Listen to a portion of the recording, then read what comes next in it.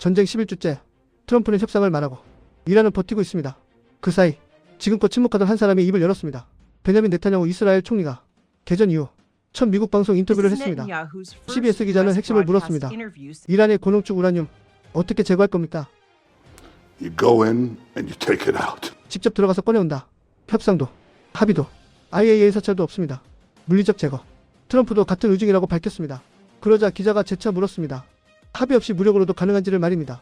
You're going to ask me these questions. I'm going to dodge them because I'm not going to talk about our military possibilities, plans, or anything of the kind. 답을 피한 게 아닙니다.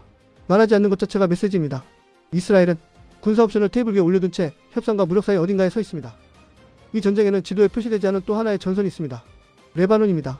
미국이 이란을 치는 동안 이스라엘은 헤즈볼라를 치고 있습니다. 네타냐후는 이 두 전선이 하나의 몸통에서 나왔다고 말합니다.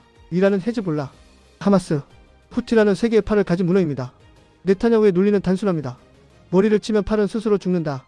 문제는 그 머리가 얼마나 단단한지입니다.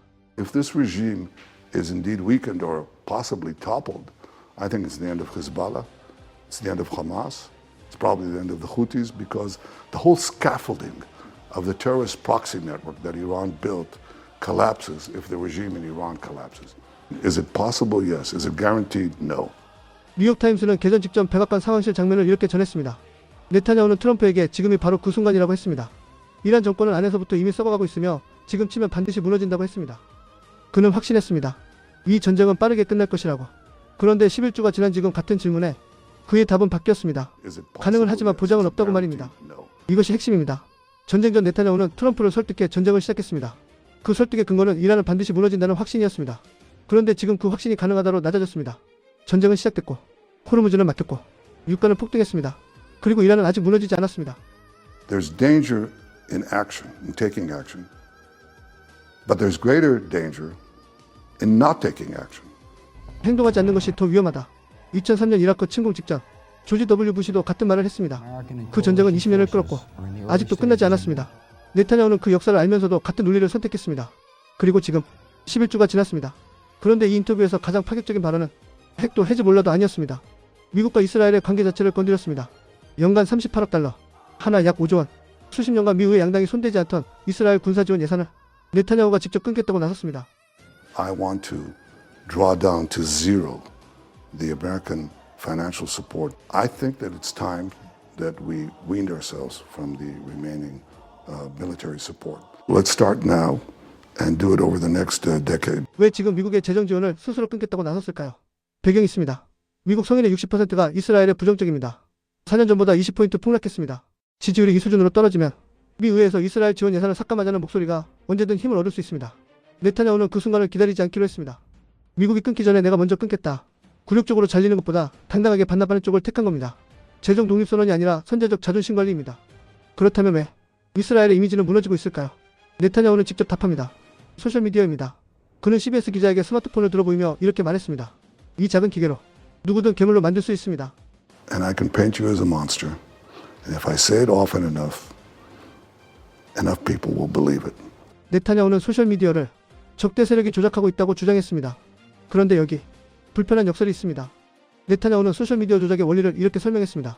누군가를 반복해서 괴물로 부르면 결국 사람들을 믿게 된다고. 그런데 바로 이 순간 그는 깨닫지 못했을 수도 있습니다. 지금 세계가 이스라엘에게 하고 있는 일이 정확히 바로 그것이라는 것을 말입니다. 가자에서 7만 명이 죽었습니다. 그 장면들이 하루에도 수백 번 반복됩니다. 저게 공작이 아니라 현장의 스마트폰으로 찍힌 영상들이 말입니다. 네타냐후가 설명한 충분히 반복되면 사람들을 믿는다는 그 메커니즘이 지금 이스라엘을 향해 작동하고 있습니다. We have seen the deterioration of the support for Israel in the United States. Almost, I would say it correlates almost 100% with the geometric rise of social media. We've not done well on the propaganda war. 하지만 선전이 실패한 게 아닙니다. 보여주고 싶지 않았던 진실이 너무 많이 새어나간 겁니다. 인터뷰 말미 기자가 물었습니다. 당신은 분쟁을 갈망하는 사람이라는 인상을 준다. 네타냐후는 웃으며 반박합니다. 10월 7일 이전까지 자신은 이스라엘 역사상 가장 자제력 있는 총리였다고. 그리고 그날 이후 모든 것이 바뀌었다고. 2023년 10월 7일은 하마스가 이스라엘 남부를 기습한 날입니다. 1200명이 학살됐고 250명이 인질로 끌려갔습니다. 홀로코스트 이후 이스라엘 역사상 단일 사건으로 가장 많은 유대인이 죽은 날입니다. 네타냐후에게 그날은 단순한 테러 사건이 아닙니다. 이란이 설계하고 하마스가 실행한 이스라엘 말살 시도의 시작점이었습니다. 그날 이후 그의 언어에서 자제라는 단어는 사라졌습니다. Obviously, it changed on October 7th because they were going to annihilate us. I saw it as it was an attack by the Iran Axis to try to annihilate us through a noose of death. Wipe out 3,500 years of Jewish history. It's not going to happen. Not on my watch. 네타냐후의 언어에는 늘 역사가 따라붙습니다. 3500년의 유대 역사, 홀로코스트, 생존. 그 언어는 강력합니다. 유대인에게는 실존적 공포를 소환하고 서방 세계에는 역사적 부채감을 자극합니다. 하지만 바로 그 언어가 팔레스타인 민간인의 죽음 앞에서는 방패막이가 됩니다. 우리는 생존을 위해 싸운다는 말이 7만 명의 사망자를 설명하는 언어로 쓰일 때 세계는 둘로 갈립니다. 설득당한 쪽과 분노하는 쪽으로. 예루살렘 포스트는 이 인터뷰를 역사적 명확성이라고 평가했습니다. 네타냐후는 마침내 세계가 회피해온 질문에 답했다. 이란 핵물질은 협상이 아니라 물리적으로 제거되어야 한다. 그것이 유일한 현실이라고 말입니다. 미국 군사 지원 자진 삭감 선언도 전략적 성숙이라 칭했습니다. 가디언은 정반대의 입장입니다. 네타냐후는 전쟁의 목표가 핵 제거인지 정권 교체인지 헤즈볼라 해체인지 아직도 스스로 모른다. 그가 확실히 아는 것은 단 하나.